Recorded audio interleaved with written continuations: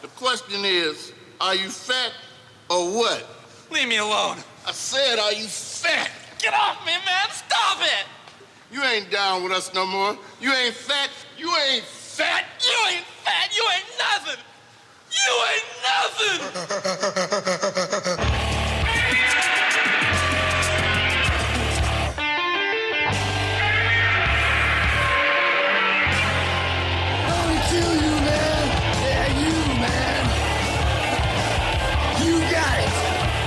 So there you are, Tubby.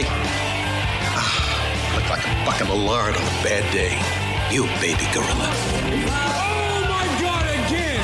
Within 5 turns apiece! Leave the shit! He's gonna prove it. Can he do it? Oh, and that is it. This stuff will make you a goddamn sexual tyrannosaurus. Just like me. Welcome to episode 25 of the Freakishly Amazing Transmission, a.k.a. the F.A.T Cast, the heaviest show on the internet. We are recording from the Bunker Studios in Oregon City, Oregon. I am your host, Sean Murray, joined weekly by studio engineer Chris Bates, as well as Seattle's own, the tech junkie, beer and weed guru, Ben Goliford. What up, players? How is Ben the beer guru? I haven't heard him talk about beer in the last 25 episodes. Pretty good at drinking it. I mean, does that not qualify? Ben, now you sound like you're calling from the 40s. From the 40s? Yeah, it's all... Like I went ahead in time into my 40s and called after I've drinking too much beer. I know. I'm kidding. No, Ben does. Ben is a craft beer, drinker. Might not be on the budget anymore, but... Ben, do you still get out and sample local brews? Yeah, local brews. Yeah, we try to get out when we can and try the local fare when we're out and about. Try to taste a platter like a local fair, I'm so sorry, Sean. I'm so sorry. We do not get off of the farm much. I go to the local fairs, and at fairs they have blue ribbon, and I enjoy good Paps now and then. Good Paps blue ribbon. Ice cold. I haven't. Let's see. When's the last time I went to a For any of you guys brewery? Listening right now about beer, go find the shittiest, cheapest beer you want to. The key to making it all taste good: get it ice cold, almost frozen. Yeah, then you can't taste it. Goddamn good, drinkable beer. Yeah. The last one I went to was the Rogue Brewery in Astoria Public House. This couple months ago. Yeah, it's been a while. It sounds like something you catch an STD. I'm drinking Coors Light right now. I'm pretty disappointed in myself, but this is what my budget can afford at the moment. What are you drinking? Coors Light. Coors Light? Why don't you just buy Coors Original? Like Taste the Rockies. Because I'm trying to watch my weight, man. Watch it climb. Yes. Climb like the Rockies. I consume a lot of calories and carbs all day. I tried watching my weight one time. I couldn't keep things out of track balance. of it. It was everywhere. It was all over the place. Okay. Fuck me. Okay, well, so we made it to episode 25. We do have on tonight a special guest interview with 6'8", 700 pounds, Emanuel Yarbrough, the 1995 amateur sumo world champion, North American world champion, and he's also acted in a lot of Hollywood movies. He did the booty dance for Miley Cyrus. He tells us that story. And may I add, he's a fucking gentleman. He's a very nice guy. We're gonna what fix that next time we talk to him. I couldn't get R-rated with him because knowing him from his past and talking to him, in a preliminary sense on the phone to set up the interview, I had too much respect for the guy. I couldn't get R-rated and get his jimmies rustled to bring out his darker, his darker I'll tell you self. right now that I know him, next time I'm going to make his booty sweat. We're going to get down to business. Yes. But Manny was awesome. Chris and I interviewed him earlier. We're going to play it live on here, though. And, it was awesome. We're going to talk to him again. We're going to have him back on the show, as you'll hear. But, what an awesome guy to talk to. I mean, it's not every day you get to, have a great conversation on the phone with somebody who holds a Guinness World Record. So, big ups to him, you know, and you guys will hear more about his story and what he's up to, what he's done, his travels, records, etc. Speaking of records, are we also going to speak to someone else that might hold a few records? I think that after I get done with my news, we're going to call somebody.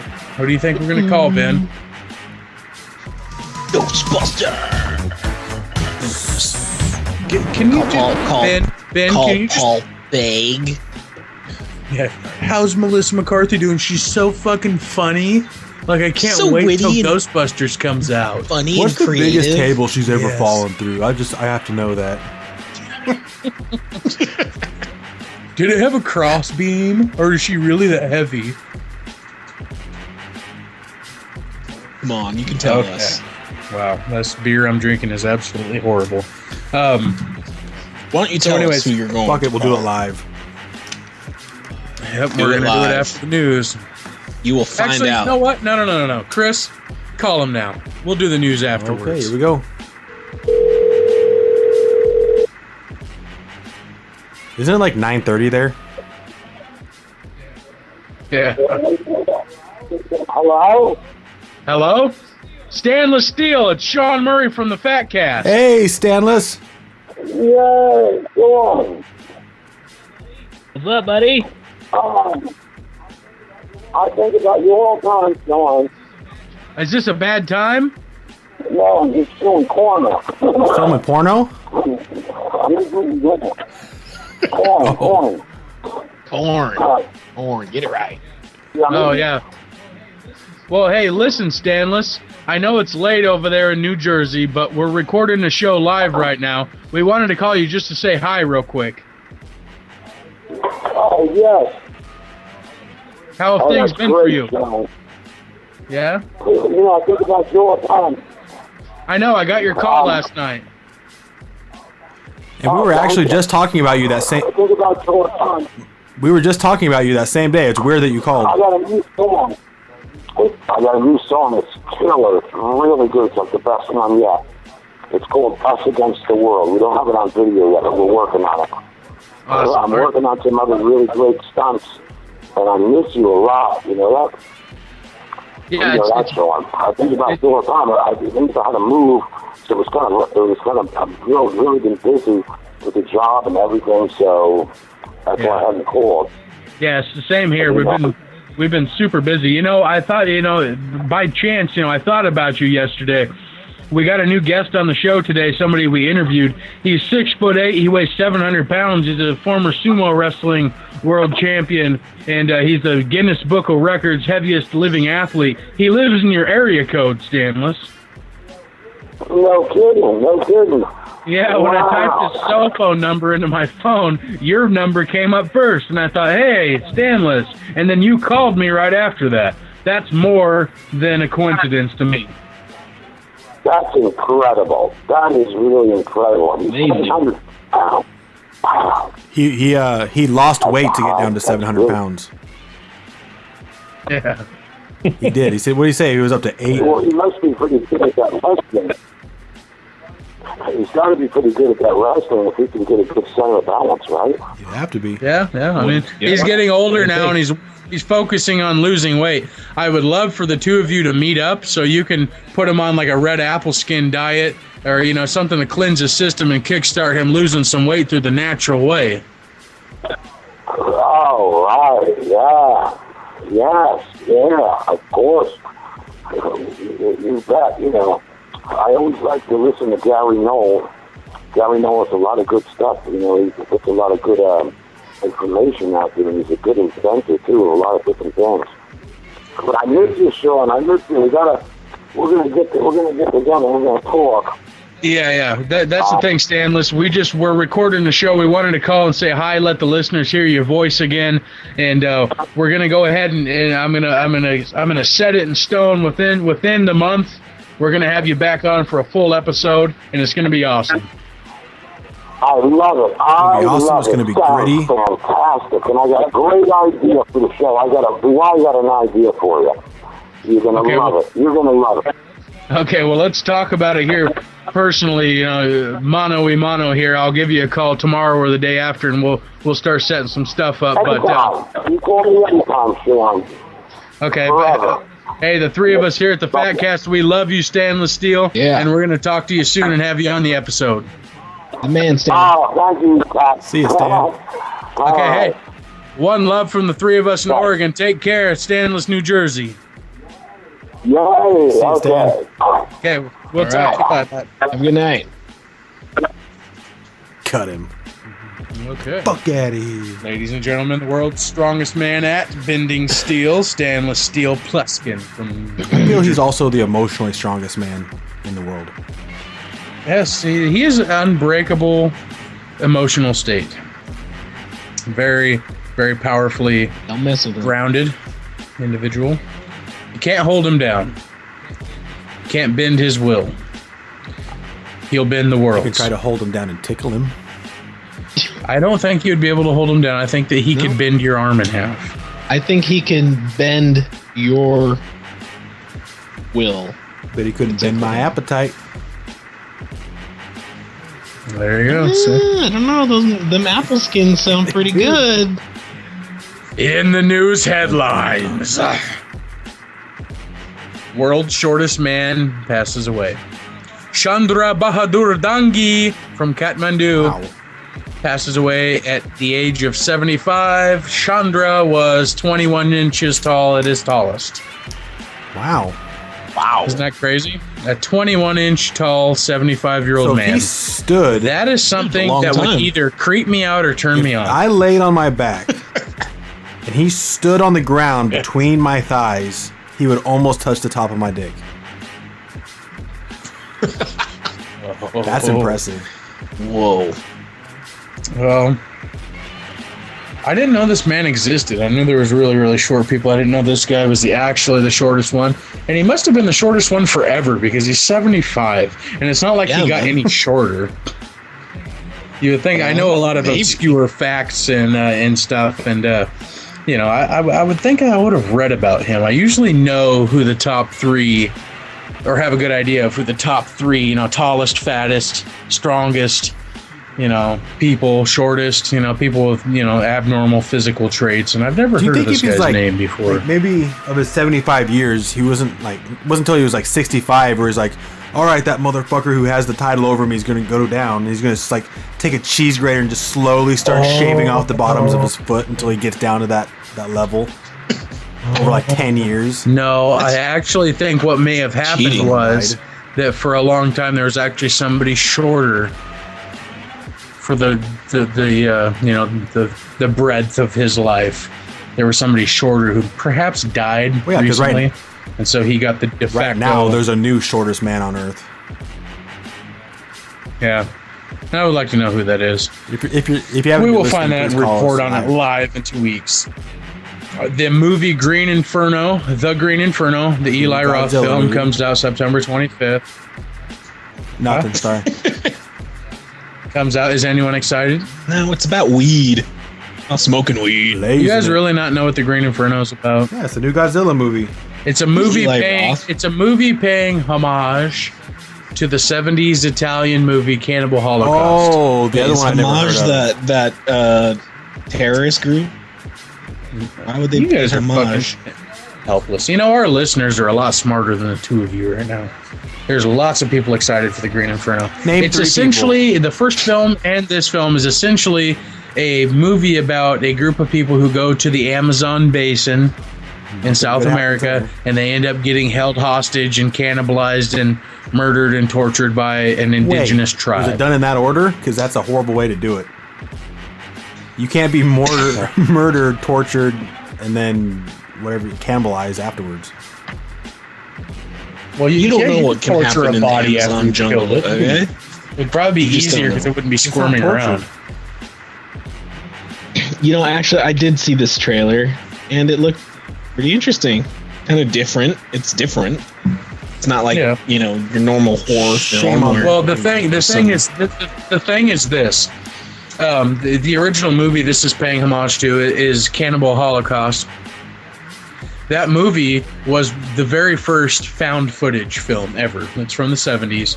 Really low budget Italian film. Shot on site in the Amazon using actual tribes.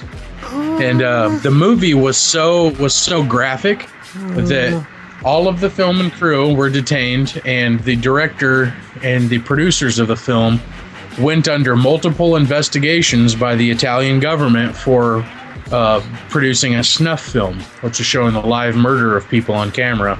And the movie was subsequently denied and banned in almost every single country. It made pop-up showings all over like New York and LA. It X-rated, which were basically designated for porno theaters, and it would always get shut down or stormed by the police. It was completely not allowed to be shown for a really long time until it was cleared. The thing was, the movie was way ahead of its time, and it's very hard to watch. They actually kill animals in the movie.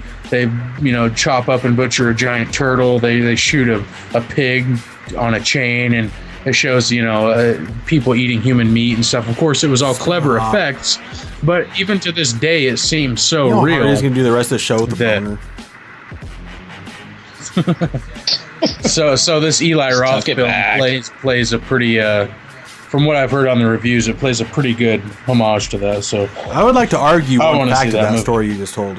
I don't think it's the original. I think the original Lost film movie was fucking the Blair Witch Project, and by far the best of all time. That's not, Chris.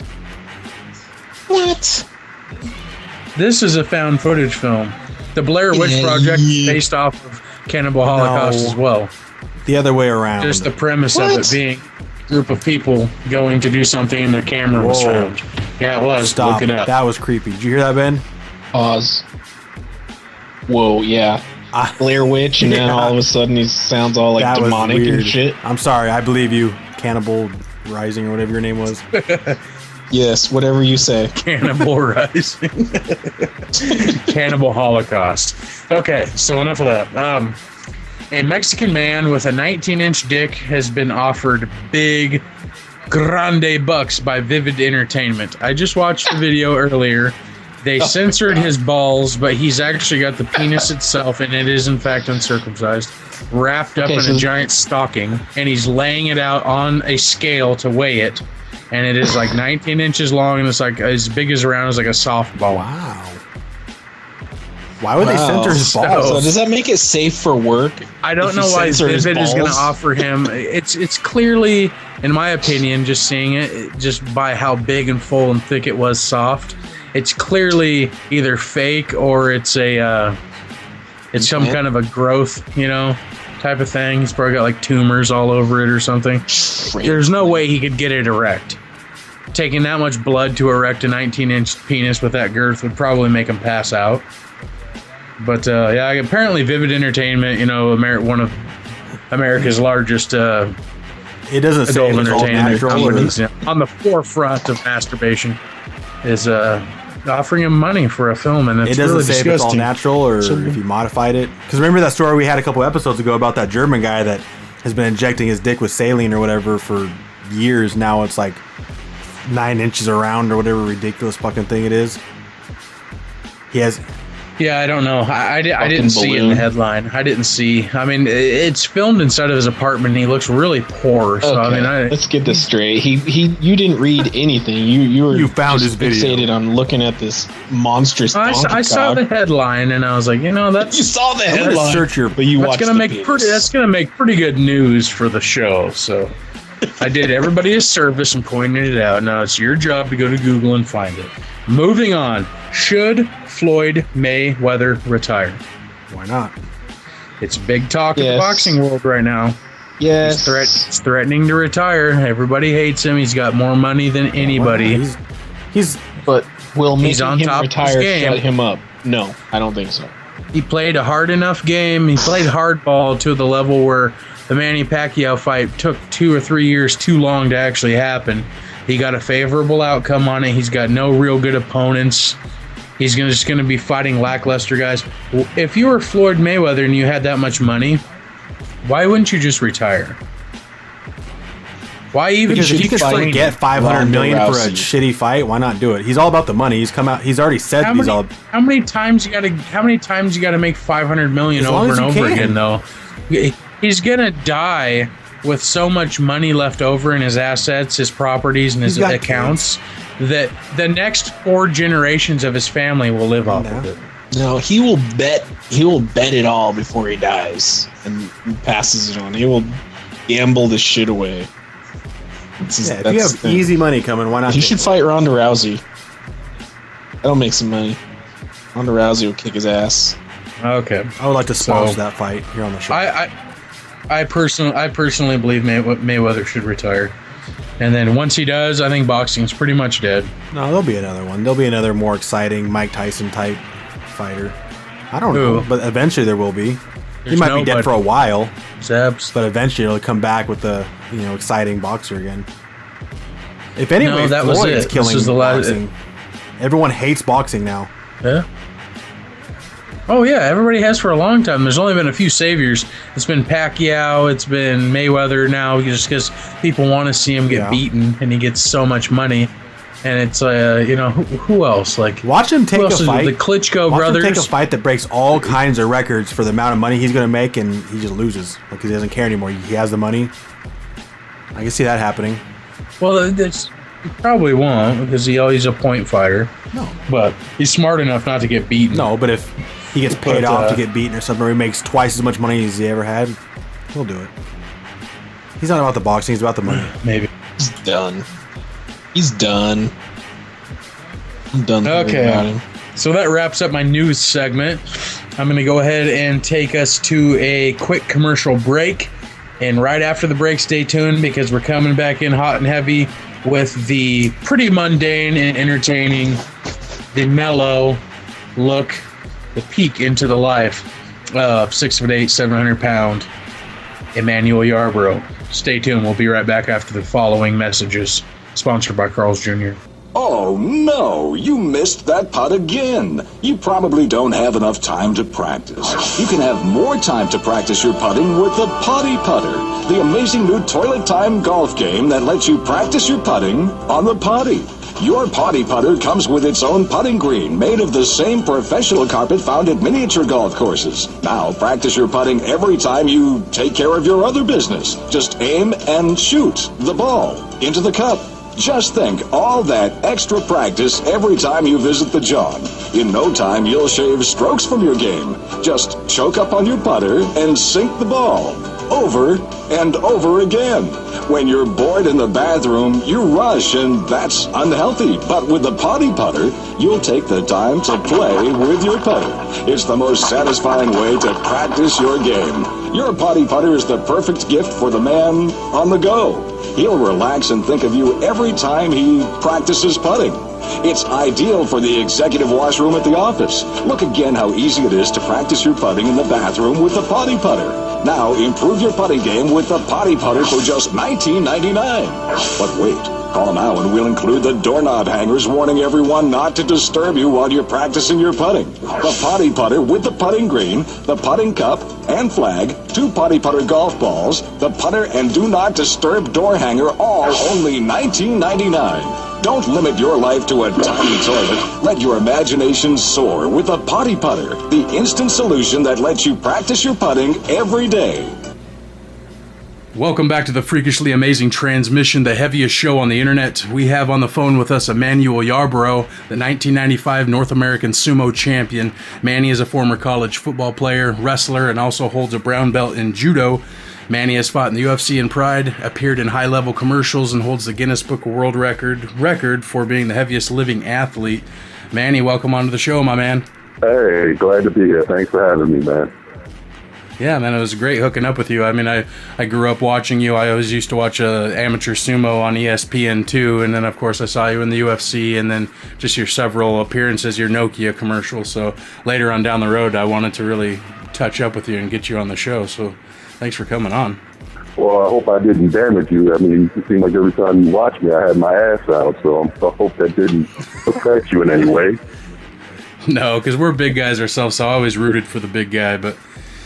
So I wanted to get into some things. You had a pretty heroic mission here to lose weight. Can you tell us about how that's currently going? I go up and down because I haven't followed through as much as I need to. I'll make strides and then I'll revert back to some old behaviors. So I kept about 80 pounds off for about 3 years. And then I just got complacent, and I think I put on about 20. So when I go back to Virginia, I go back and I get back to focusing. You know, this is going to be a thing that I have to fight lifelong. So I just need to find more consistency. And right now, I'm not at my consistent where I should be. What are you ranging about right now? I know at your heaviest you got up to around 700. Are you? Oh no, my heaviest, man, I was about 820. Oh, okay. Yeah, I've been an 800 pounder, so I'm hovering around 7 now. I've been in the 60s, 70s, and but I have to go past that down because I'm getting older. And you know, when I was younger, it was cool to carry the weight because I could handle it. But now I'm learning the lesson that as I get older, it's very difficult. So. Right. Now, I wanted to ask you. So between sumo, because you did get a full ride to college to do football and wrestling, and so I wanted to ask you, between sumo, football, wrestling, MMA, and judo, where does your real passion athletically lie? You know, that's a great question, man. And I think I'm wherever I am at that season, because whenever I indulged in whatever, I dug it. You know, I dug judo when I was doing it. And I have to say it's probably gravitated a little bit more towards sumo. I mean, I still like football. I can't play it, but I still enjoy watching it. But the real passion was probably in the sumo itself, because learning from the Japanese and how they fought and the effort that they put into it, and then just to see it on a worldwide basis, it really touched me. Like, not too many games that I see that I got emotional over in football. There were a couple, but I got emotional over a lot of matches in sumo, so the sumo really probably touched me the most. Now, was it ever an option for you to actually go over and compete professionally in Japan, or was that barrier that's up around the Japanese professional sumo that kept out foreigners for so long? Do you think that kind of kept you out, or?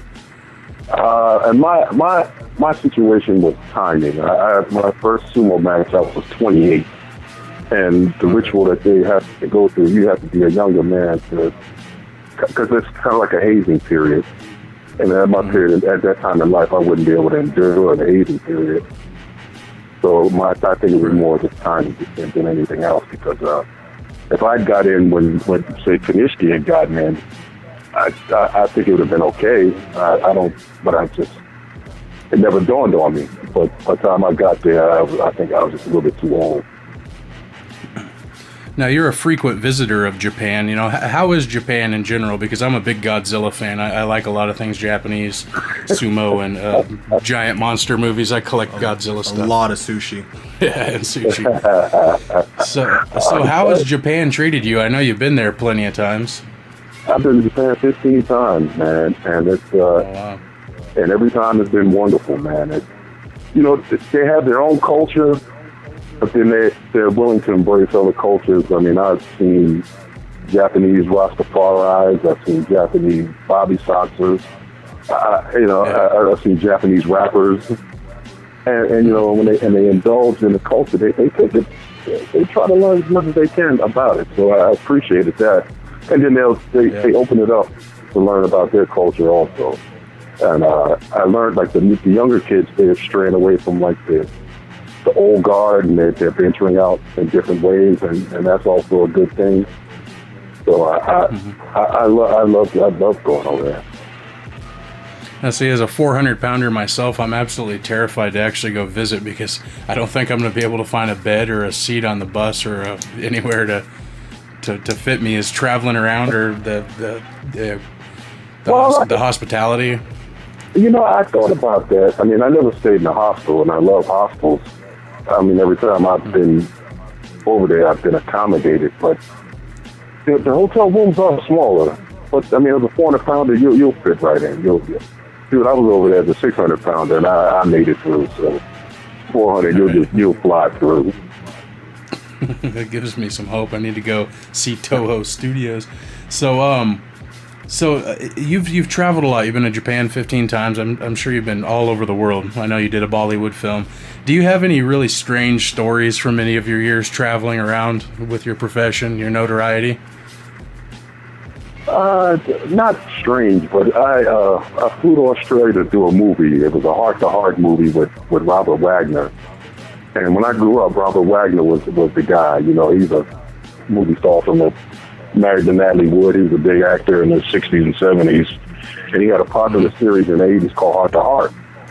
So when I went over there, you know, I grew up watching it. So I was like starstruck to be working with this guy and Stephanie Powers. Right. So as soon as I land, you know, I traveled from all over. It took me forever to get there. Then I come on set to meet everybody. You know, Robert Wagner was cool. I loved meeting him. You know, and then I meet Stephanie Powers, and she's a fascinating woman. She speaks 7 languages. She's very worldly. But the first thing out of her mouth was, "How do you use the bathroom?" And I was so tired that I almost pulled my pants down, and I was about to show her, but I was like, "No, I can't do it. I'll get fired." So that you know, that was like my worst, but I just, for some reason, I just couldn't understand. Like, I guess she was trying to imply I couldn't fit into the restroom. Yeah. But when someone says how to use the bathroom, I mean, that's a simple question. I was about to give her a simple answer. Yeah. Now, of all your traveling and your offers and stuff, I know you got an agent and stuff, and you've stayed pretty busy consistently over the years. Have you ever had to turn down any deals or offers that have come up for any reason? I've had to turn down some stuff recently because I wasn't able to do it, and sometimes I've had to turn things down because they were looking for Asian people. Like I had a trip to San Francisco, and they sent me the ticket, and I was leaving it. I just happened to ask the guy, "Do you know that I'm black?" And they were like, "No." So I kind of had to let that one go by. I had to turn down a thing in Syria a few years ago because the Defense Department was like, "It's too bad over there. We don't encourage Americans to go over." So I listened to the government and just let it slide. So I've missed out on a few gigs. Huh. So I did notice on a quick and swift Google search of Manny Yarbrough, there's a pictures of you with Miley Cyrus. Can you tell us the story behind that one? You know what? Are you guys white? I mean, I'm not. Are you? Yeah. I'm white. Yeah. I feel like I owe every white person an apology, and I apologize to you and all the white people that are listening. I didn't know who Miley Cyrus was. They invited me on to do this thing for Hannah Montana. So I had no idea. So when I came out, I was in my Mawashi, and I did a booty dance for her. So I feel like I was the impetus to her to start twerking. I feel like I put that in her. I feel guilty, and now I feel I have to apologize to all of white America for infiltrating the mind of Hannah Montana. So you did it. At least we know who started it now. Yeah, no. You planted the seed. Hey, this is my mea culpa. I don't know what was on my mind. I did not think about it because when she had turned 18, so I was safe and everything. No, she wasn't. She was 16. So that also, I felt a little weird. But they were like, "Oh, just have fun." So I'm like, "I'll do a booty dance for her." So I apologize. That's all good. We can forgive you. We love you enough here at the show. But you know, another thing though, she was like, I see her now, and I'm like, that's not the girl that I met. She seemed grounded at the time. I mean, she was living on her own, and she had people around her. But she doesn't. This is the person that I see now is not the little girl that I remember. So yeah, she's a gremlin, man. She got water splashed on her at age 18, and she took off. Yeah. Yeah, something happened. So. Yeah, she's going off the deep end. I'm hoping sooner or later we're going to get to see her, or maybe not get to see her, do a Britney Spears and just go absolutely batshit crazy. So, Manny, I did watch a show of yours one time. It was a show on TLC or something. I did remember, I haven't watched it recently, but I remember you're an avid poker player. You still play poker? Yes. I've paid enough money that I've developed. Not just, I've gotten better, but yeah, I still play. That was going to be my next question too. It's like, between your gigs and whatever you do, what hobbies do you have? What are you passionate about? You know, I'm a big music guy. I've always loved music. For someone who's never played any instrument, well, I tried to play the flute in 4th grade. I'm a big movies and music guy, so I like watching movies, and I like older music. But for someone who's not musically inclined, I really have a strong love for it, and definitely poker and blackjack. Yeah. You ever make it to Vegas? I've been to Vegas, but I've never played poker. I've only lost a lot of money playing blackjack. Yeah. So from here on out, from this day forward, what are your plans for the future? I mean, what do you want to get grounded down right now and work from? Well, right now, I'm involved with an organization called Legends of the Cage, and this gentleman, Brian Moore, has started an organization for former MMA fighters. And what we're going to do is, like, we're going to go to different venues and make different appearances. Like, we have an appearance coming up in October 3rd and 4th in Syracuse, New York. And we're going to have, like, Gary Goodrich, Don Fry, Tom Erickson, like a lot of the old guys. And we're just going to, like, sit there, talk story, and just, like, relive the old days. You know, the UFC is evolved into a phenomenal entity. But there's still people who like the old stuff, and that's what we're going to be there to talk about, you know, the different things. And we're actually going to try to get together. Keith Hackney and I'll probably get together and maybe start making appearances together. As long as we keep our hands off each other. Yeah, I was going to say round 2 for that. I got a lot of respect for you guys. I grew up watching the UFC. I'm an avid UFC fan to this day. I have a couple amateur matches myself when I was a lot lighter. And I do have a couple of guys. I'm interviewing Gary Goodrich on this show, actually, and I just interviewed the polar bear Paul Varlins. I don't know if you ever met him. Yeah, well, he's coming out for the event. He'll be out there. Yeah, so I do. Yeah, I was going to say, I did see that he was affiliated with that stuff, too, so that's cool. So, and actually getting back on track, man. Right now, my health is my most important thing. I've kind of let that slide a little bit. So I think the only thing. Well, have you ever considered gastric bypass? You know, I say this all the time, man. I had a friend who made me promise on his deathbed not to have it, because I had a friend about 15 years ago. He had it done, and he died from it. And while he was dying, he made me promise not to do it. And but, you know, they've made better strides, and I haven't ruled it out.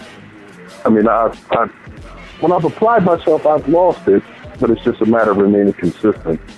You know, even if I got the gastric, I would lose it, but if I'm still not consistent, there are people who gained all their weight back even with gastric, so it's going to be the same thing. It's just a matter of eating, whether I do it medically or just do it the way I'm supposed to, but either way, it's just going to come down to nutrition.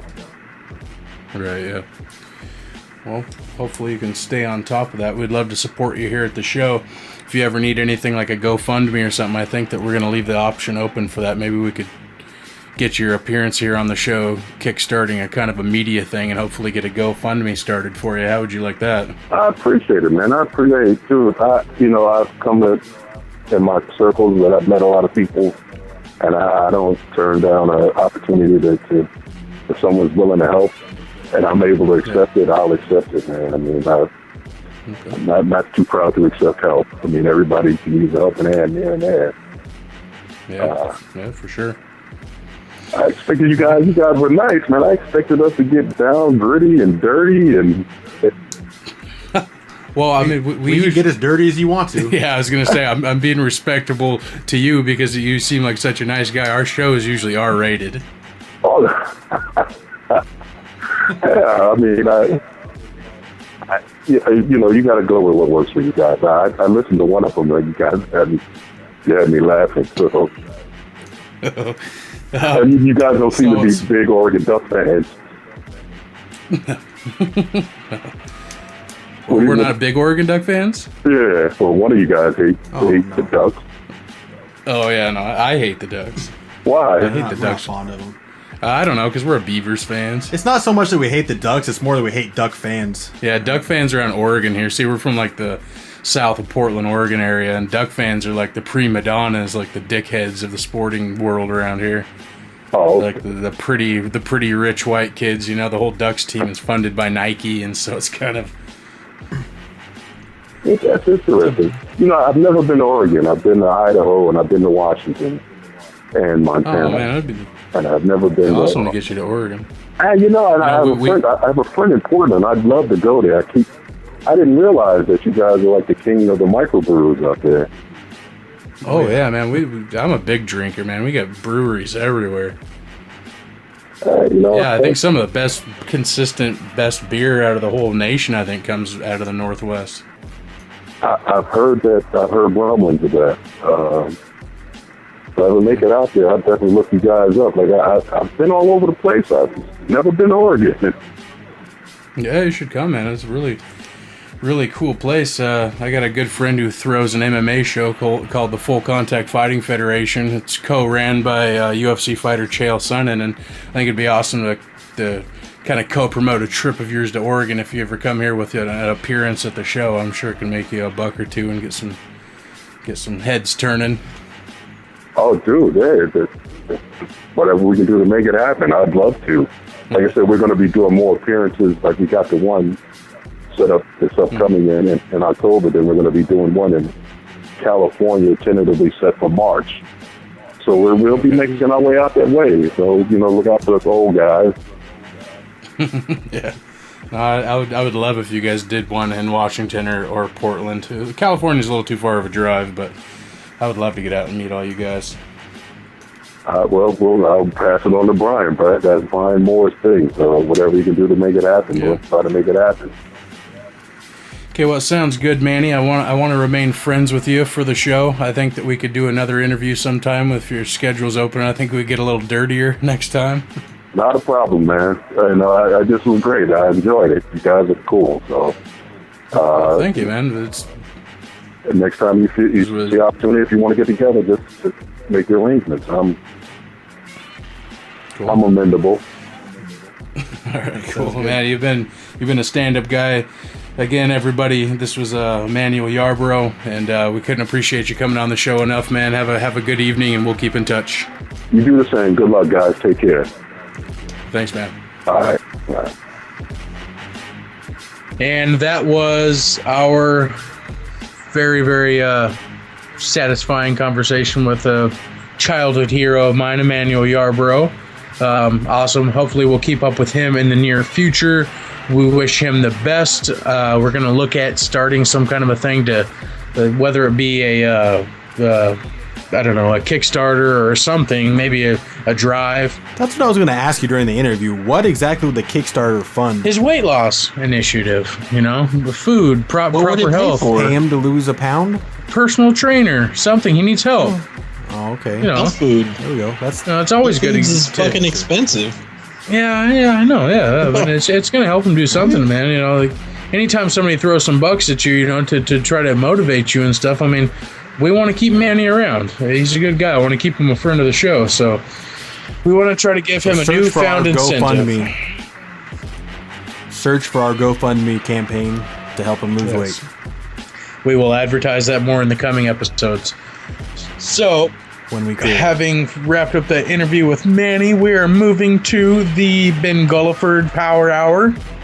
It's no longer the round table. Chubb Scout Stroker murdered Scott Night Stalker. And no, I thought he had anal cancer. Oh yeah, that's right. Whoops, wink, wink. Whoa, bro. And Chubb Stroker is himself still on the lam and on the run from the police in Indiana for being associated with Jared Fogle. So he's effectively taken out a portion of our show, but I think we're gonna survive. So, anyways, instead of the roundtable segment, now we just have the Ben Gulliford Power Hour. So Ben, take it away, sir. I wish I had an hour, but I don't know what I'd do with myself for an hour. Oh, I bet you could figure it out. I can with a little help. Friends. In alcohol news, did you guys know the distillery by the name of Ardbeg sent a few vials of their nice scotch into outer space to be aged for 4 years? Yes, this is coming by the way of CNET, an experiment, probably more of a marketing stunt. They sent a few vials of their whiskey to be aged in outer space for an experiment to see how aging in space versus on Earth would affect its flavor. Now they weren't able to send full barrels up. They sent a few vials up with wood shavings of the barrels inside the vials to, I guess, simulate being barrels. I guess. Experiments flawed. Exactly. Where did they store it? On the space station? So this was ran by a somewhere. space research company called NanoRacks, which is known for low orbiting transport of goods to like space goods, whatever the fuck is space goods. Who you may know from creating the ultra popular toy, the Gigapet. Is that true? Those claims are unfounded. Anyways, did you have a question there?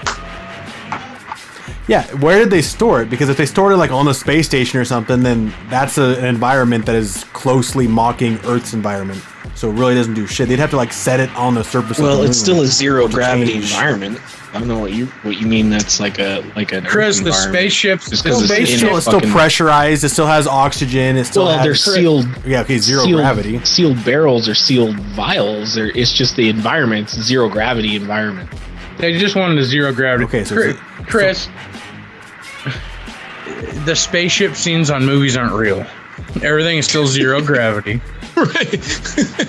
There's oxygen. Like, they couldn't put whiskey... There's oxygen. I'm saying they try to make it as much like Earth as possible inside wherever they're living. They have It's not like they spilled a bottle in space and recollected it years later. They just took it to outer space. It sat in a fucking closet for 4 years. Who knows? Anyways, I mean, it's not like I said, I hate you guys. It's just a few vials. They had wood... I'm saying it seems like it would be more of an experiment to actually put it on the surface of the moon, put it somewhere outside the spaceship somehow, let it fucking dangle off a fish string out the back. That was outside of their budget. The best. It's alcohol. It's not deep space is colder. Anyways, the results are it spent 4 years up in space, 2 vials of their whiskey with wood barrel shavings within it to somewhat simulate being in contact with wood, because the barrels are what give scotch its flavor. They mentioned that the flavor results were very different than that of their their batch they make on Earth. Scientists theorize that it has something to do with the gravity and the way the alcohol is. Excuse me. How the alcohol ages and matures in zero G environment. It's different. Whatever that fucking means. They tasted it. They put a video on YouTube. Just fucking. Now it's on the internet. Now you can buy their fucking whiskey. It must be true. You know what? It's a marketing ploy. I've never heard of Ardbeg, whatever it is. Neither have I. Yeah, I'm sure it's good. So no named company has enough money to send their fucking. Sounds like a conspiracy theory to me. Yeah. Anyways, I saw alcohol. I'm sure it tastes like scotch, smoky, peaty, and it's not going to get those characters from the wood shavings floating around in the vial, probably. So that comes from they a drank full-bodied barrel. Space scotch. It's the newest thing. Yes. The next generation of alcohol. Probably cost you fucking your firstborn. Anyways.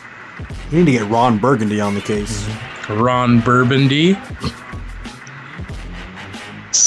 Be classy. Fuck me. 2 in 1 episode. Anyways, would you guys drink space scotch, space beer, space whiskey? No, because some I'd never space be able vodka. to afford it. You don't want no distilled rum on the moon? If I was up there on the moon, yeah, I'd want to drink myself to death. I'd never be able to escape. Lunar rum. Reminds me of a picture I saw.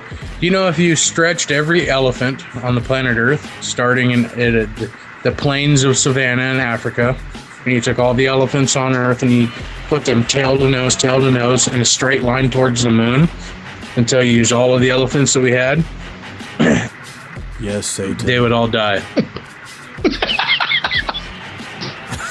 This is probably a fact. Well, probably some of them would die. I say it. The ones that left Earth's atmosphere, but I'm no scientist or anything, but I hear there's no oxygen in space. Okay, Could be then. myth. Could be true. I don't know. Anyways, that's your space news for the day. Hey, Cool story, bro. it's fall is just around the corner. You know what that means? Pumpkin spice Fall. season. Oh, fuck your pumpkin spice lattes. Shut the. I have to wear my mittens when I walk to work. Seriously, I'm sorry. I live in Seattle area. Starbucks is very prevalent. I don't get what the fucking deal is with pumpkin spice latte. Hey, do you guys have pumpkin spice yet? Hey, I heard that if Shut you up. go into a dark bathroom with the light turned off and you say pumpkin spice, pumpkin spice, pumpkin spice 3 times into the mirror, a college girl in yoga pants will appear and tell you about all the pins on Pinterest she pinned that have pumpkin spice ingredients. I thought for sure it was gonna be a 6th Spice Girl joke. The ugly pumpkin faced one. Pumpkin spice. Guess they're all ugly. The Anyways, Spice Girl that only appears Watch your from late mouth. mid-September to fucking early December. we did. She lays down the baseline. We digress. Anyways, I'm sick of She's fucking orange. lattes and She fucking can't too much. pumpkin spice. Snooki. I don't- Snooki is the long lost Spice Girl. Very long and very lost.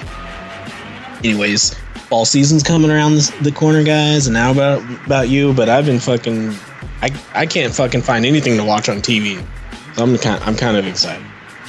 Kind of, something to kill the time. Couple new shows coming out this season. New series, new seasons. But I'm gonna mention a few new series here coming. I've mentioned this before. Ash versus the Evil Dead airs on Halloween. Stars, I think. That should be interesting. Give that a go. See what that's all about. I know you guys like the Evil Dead. Did you know that's classic. premiering on Halloween? Did you know that the Halloween this year is on Friday the 13th for the very first time in 666 years? That's not. What the fuck does that even mean, considering Halloween's on the 31st? Exactly. That's bullshit. It's Friday the 31st. Don't fool me. I know your tricks. You believe that? It sounds like you did. Sorry. I heard that one before, and I just like, what? That makes no sense. Get out of here. You're drunk. Go home. I'm drunk and that didn't make any It sense. doesn't make any Sean, go sense home. for me either. Now that I think about it, it's just something I read. I got duped. You got duped by the What internet. happens when you don't do your research? Got it. Oh, you're cursed. Anyways, Ash versus the Evil Dead. Limitless, new TV show, Limitless. You remember that movie with Bradley Cooper? He takes a fucking pill, he becomes smart. Yeah, I don't know. They made a TV saw out of that. that They got into a TV show. We'll see what that's all about. Probably stupid, but whatever. Probably stupid. I like the movie. Movie was alright. It was alright. Heroes Reborn. Heroes is coming back to destroy your hopes and dreams. I don't know if you guys watch all the Heroes seasons. Nope. First season was great. Second season was okay. It's okay, and then it just got worse. And it's like, yeah, why do you even try? I've never watched it, but I've noticed the last couple of days I've come home from work and my wife's shaking out her meat curtains to that on Netflix, so I don't know what that's all about. I can only make it to like the third episode of the first season. Really? And I was like, dude, I'm just not hooked. I did not get hooked by that show. Yeah. Well, they have a few returning people. It's about fucking people with superpowers and some secret group that wants to contain and you know hide them from the public. X-Men kind of. I guess. At least that's what the original premise is for the original heroes. I don't know what this is about. Probably a new world where people are open about their powers and I don't give a damn. We'll find out. Another new show. Fear the Walking Dead. You should fear the Walking Dead. Spin-offs abound. This is a spin-off series. So, I have a confession before we get into the story. I have only recently begun to watch that series. Fucking... We finally finished the first season. What? Finally. What do you think? How many seasons are there? Like 6? 5, 6? It's all right. Like it hasn't blown me away. Like I'm not hooked, but I want to see if it does get to that point. You didn't enjoy it? No? It gets better, I guess. It's okay. It just hasn't blown me away. They kind of just get themselves into more shit. And you know what I realized in that show? It's less about humans versus zombies and more about humans versus other humans. Baby Blue. And which is like, the de-evolution of civilization and whatever. Yeah, we started watching the show, my wife and I, and we were kind of... the first 2 episodes were okay. I thought there was a new one, but apparently they took a Labor Day break. You have no idea what we're talking about. What are we talking about? Fear the Walking Dead? No. Shut up and go home. I am home. Drunk. Idiot. Oh, I haven't watched it. We're talking about the original Walking Dead. If you were listening, I dropped the bomb that my wife and I have only recently started watching the series. Well, what are your thoughts on it, Sean? I haven't seen it yet. The original Walking Dead. I haven't seen Fear the Walking Dead yet. What are your thoughts? I know it's kind of it's not a prequel, but it takes place. No, it's kind of like a parallel storyline. Hold on, you haven't watched any of the Fear the Walking Dead? No, I haven't. No. Oh no, I have. Yeah, that's what I wrongly asserted into the situation after I urinated. No, this new show, it's gonna be all right. It takes place during the same time period where Rick is in, comatose in Georgia. Right, when he wakes up and he finds out the world's gone to shit. So this show is going to show you like the Los Angeles perspective of as the world spirals into zombie apocalypse. Okay. And it's all right. So just a new set of characters and new locations. Yeah. It's the same universe. Spin-off. Different people. So at some point they'll come across people, I'm sure, and whatever. No, this is just I'm sure at some point the original characters will cross with these characters somewhere on their path. Maybe if they run out of ideas. At some point in the series, you haven't seen every episode ever yet. They're not going to. They'll milk it eventually. Maybe it'll happen. It's a different setting, is what it sounds like. But maybe, but I doubt this shitty ass family is going to make it from LA to Georgia. Yeah, Atlanta and meet up with Rick. No, but somebody that the people in Georgia had met, I'm sure, on the show might have traveled that direction. A brief character that they came across. They'll probably have a cameo of someone who is like, oh yeah, we were. It's like, we. There's going to be some kind of crossover. Common acquaintance they encounter. Yeah. Anyways, new show. Haven't watched it. Kind of want to watch it because I like The Walking Dead and I like the idea of zombie apocalypse. I know it's played out, but I don't know. I like it. Anyways. Yeah. Moving on. Movies that are spinning off into TV shows. Minority Report. Yeah, I heard about that. Spinning off into its own TV show. Mm-hmm. I don't know if I'm a fan. Is that your the movie? Was okay. Isn't that a movie about your credit report? Sorry, that was cheesy. No. Excuse me. No. Anyways. Oracles, they can see crime before it happens. Fucking crime fighters stop it before and then daytime travel. No spoilers here. This movie's been out for like 10 plus years. Spielberg movie. Tom Cruise. Actually, he's they not in don't the time show. travel. It's the guy seeing into time. Yeah. So they arrest people before they commit crimes. Yeah. It's unethical. They have oracles that see some businessman coming home and shooting his family in the future. How is that not fair? Because it hasn't happened. Isn't that essentially what the U.S. government does when they're spying on Taliban fucking emails, saying, well, they're going to commit a crime because we see it in their emails, so we're going to bomb them. There's a difference between getting a random person who's going to make a crime in the future that hasn't happened yet and people who are actually planning something. But they can see the future. They know it is definitely going to happen. Well, Yeah, and what if the email has a specific date and time and all location? terrorism will be erased then, huh? Because the oracles will find everybody planning Therefore, everything. the Minority Report. Thanks, Obama. Yeah. Minorities will be reported That's before wise. they do crime. Exactly. Hopefully the minorities will be That's my reported before they stance come on here. immigration. Thank you, Donald Trump. Yes. Donald Trump for president. So Ben, Anyways. did you go to PAX this year? I did. I went to PAX Prime a couple weekends ago.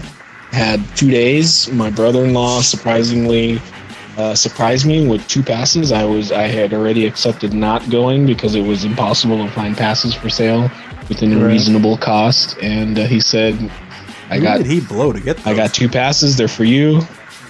Gratis. And so, yes, I enjoyed myself. Nice. Got a little trashed.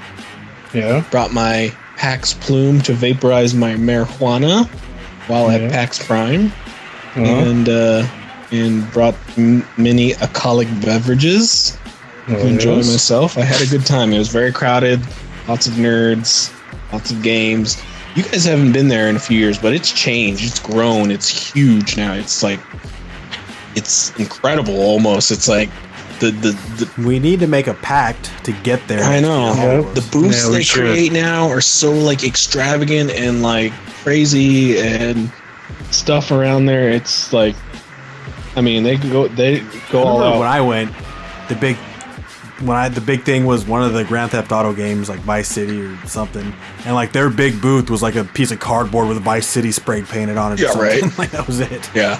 I mean, now they have these things that are these giant, like, freaking statues and sculptures and, like, animated things and projectors and holograms and fucking space age shit.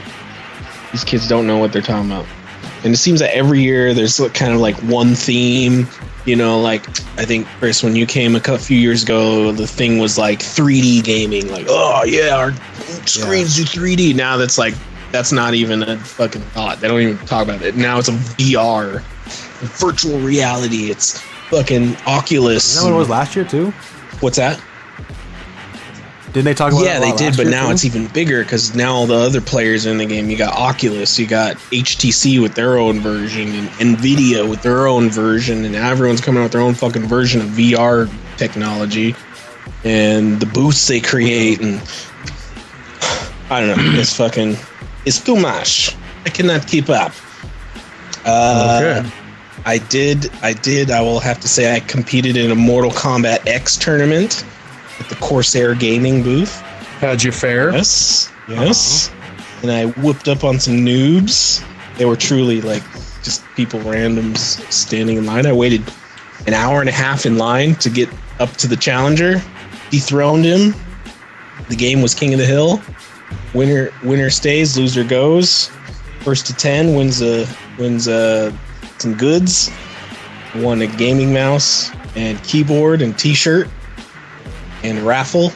Congratulations. And the grand raffle, They should have sponsored you. one fucking number off from winning the grand prize raffle. Which was Ben, like some why new didn't you go age to that compact place PC. and put flyers for the Fat Cast up everywhere?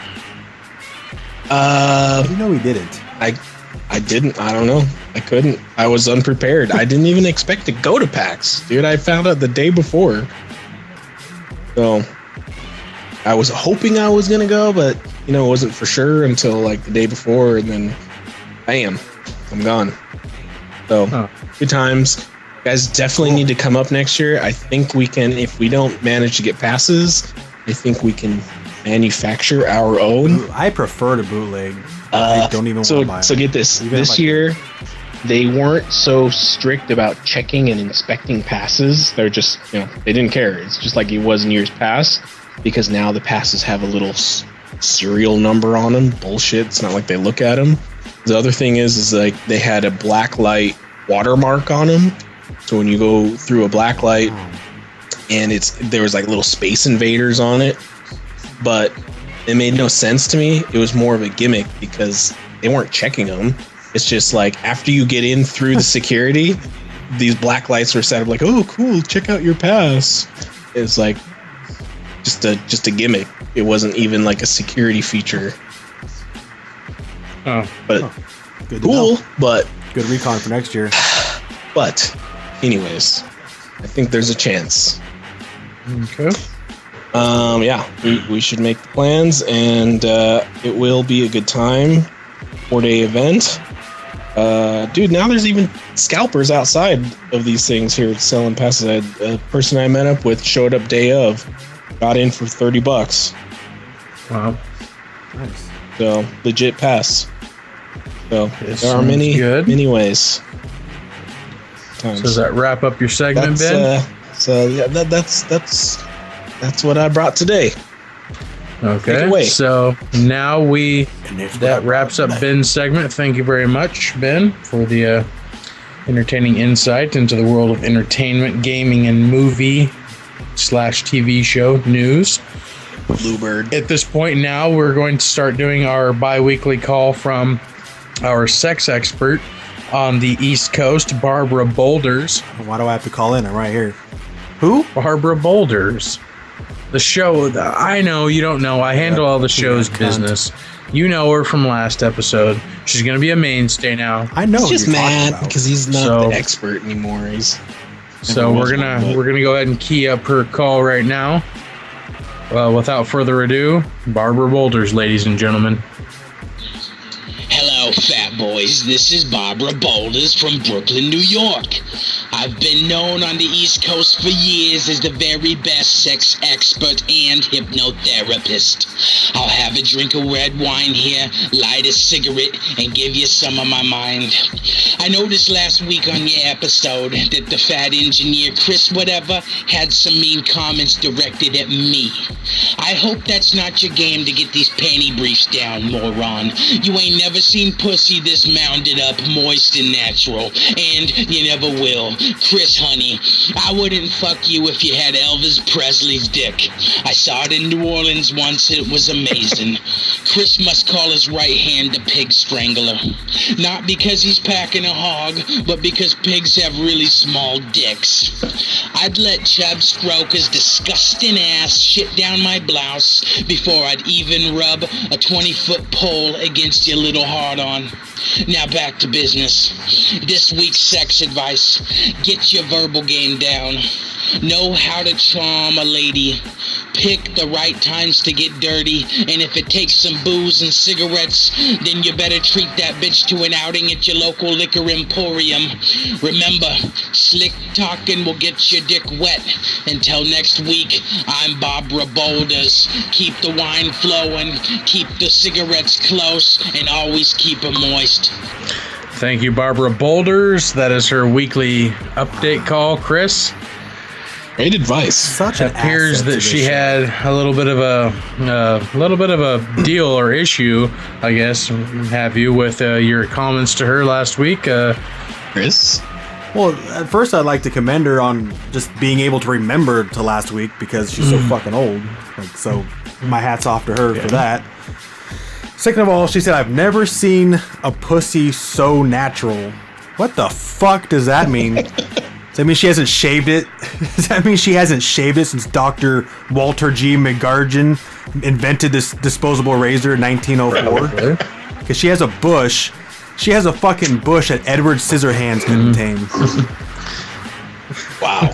So, and the Pig Strangler. I thought the only way you could get a name like the Pig Strangler was by dipping your fucking fist into her bucket of roast beef and Coke-soaked pork rinds And I don't know. I'm drunk.